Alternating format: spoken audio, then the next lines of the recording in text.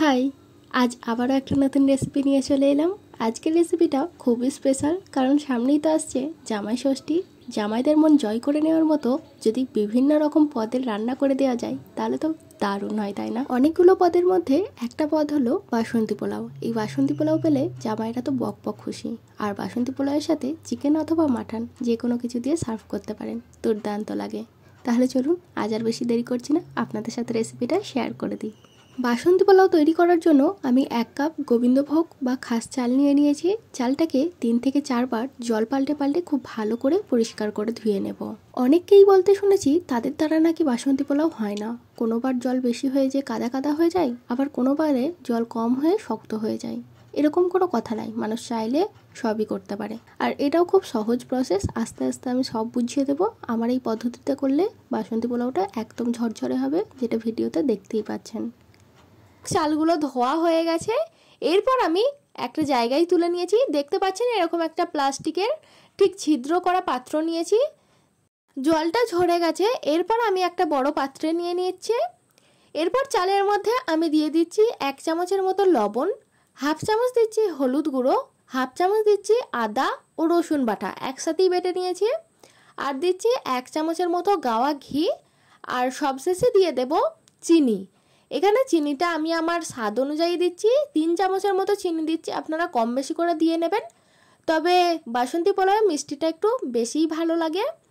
এরপর চালের সাথে মিশ্রণগুলো খুব ভালো করে মাখিয়ে নেব। আজকের এই বাসন্তী পোলাও আমি যেভাবে করে সেই পদ্ধতিতেই দেখাচ্ছি, আপনারাও যদি এভাবে ট্রাই করেন অবশ্যই আপনাদের বাসন্তী পোলাও হবে ঝরঝরে আর অতীব সুন্দর। চলুন এরপর 10 মিনিটের জন্য রেস্টে রেখে দেব, বাকি যে জলটা আছে শুকিয়ে যাওয়ার জন্য।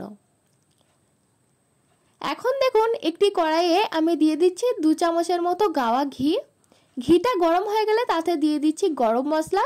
গরম মশলার মধ্যে দিয়েছি আমি 2টো এলাচ আর 2টো দারচিনি, আর দিয়েছি 2টো তেজপাতা।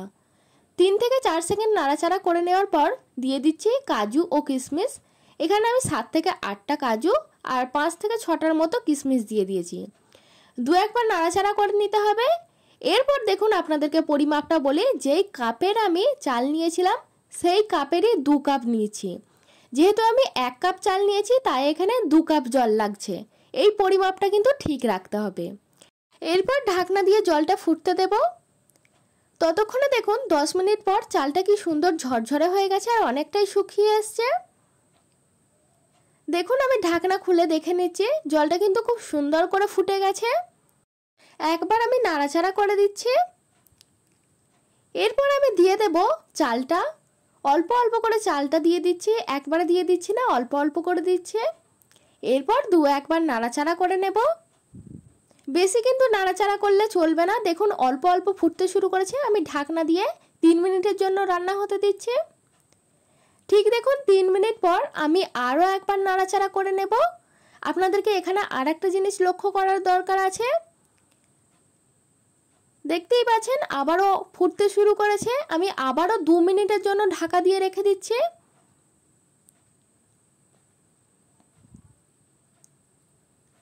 দেখুন 2 মিনিট পর জলটা কিন্তু অনেকটা শুকিয়ে গেছে। আপনাদেরকে দেখিয়ে দিচ্ছি, দেখুন জলটা ঠিক কীরকম ধারা রয়েছে, খুব বেশি নাই আবার কিন্তু খুব কমও নেই কো। আপনারা বুঝতেই পারছেন যে জলটা কীরকম ধারা পরিমাণে রয়েছে। ঠিক এই সময় নামিয়ে নিতে হবে, আর কিন্তু বেশি কুক করার দরকার নেই।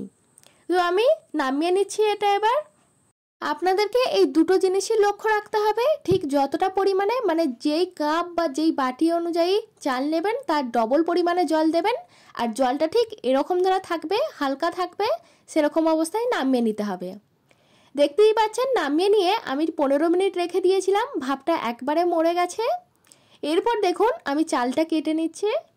বুঝতেই পাচ্ছেন কত ঝরঝরে হয়েছে পোলাওটা, দেখতেও কিন্তু খুব সুন্দর লাগছে। তো বন্ধুরা রেসিপি আমার একদম তৈরি। আমার এই রেসিপি আপনাদের কেমন লাগলো আমাকে অবশ্যই জানাবেন।